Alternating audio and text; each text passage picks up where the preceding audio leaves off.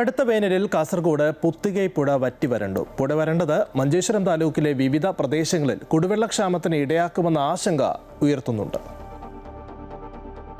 പുത്തികൈ പുഴ വറ്റിവരണ്ടിട്ട് ഒരു മാസത്തോളമായി. പുഴയൊഴുകുന്ന വഴികളിൽ ഒരു തുള്ളി വെള്ളം കണി കാണാനില്ല.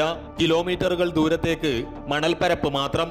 വറ്റിവരണ്ട പുഴയിൽ കുഴിച്ചിരിക്കുന്ന കിണറുകളിൽ നിന്ന് മോട്ടോർ സ്ഥാപിച്ചാണ് പ്രദേശവാസികൾ കൃഷി ആവശ്യത്തിനും മറ്റും വെള്ളം ശേഖരിക്കുന്നത്.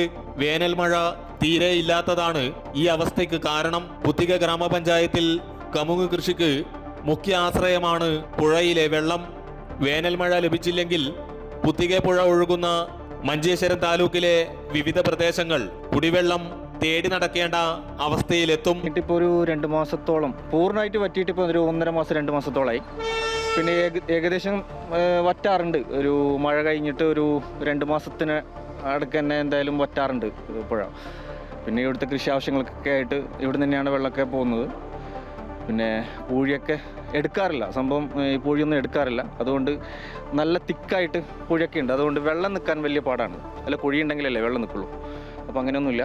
ഇപ്പോൾ കൃഷിക്കൊക്കെ ഭയങ്കര ബുദ്ധിമുട്ടാണ് വെള്ളം. നാട്ടുകാരൊക്കെ ഈ പുഴയുടെ വെള്ളത്തിനെ ആശ്രയിച്ചിട്ടാണ് കൃഷിയും കാര്യങ്ങളൊക്കെ മുന്നോട്ട് കൊണ്ടുപോകുന്നത്. അപ്പോൾ ഇത് കുറച്ച് വർഷങ്ങളായിട്ട് തന്നെയുള്ളൊരു ബുദ്ധിമുട്ടാണ് ഇതിപ്പോൾ. കുമ്പള, പുത്തിക, ബദിയടുക്ക ഗ്രാമപഞ്ചായത്തുകളിലൂടെ ഒഴുകുന്ന പുഴയാണ് വരണ്ട് കിടക്കുന്നത്.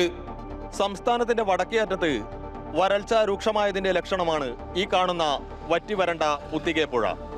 പുഴയൊഴുകുന്ന വഴികളിൽ മണൽപ്പരപ്പ് മാത്രമാണ് ബാക്കിയുള്ളത്.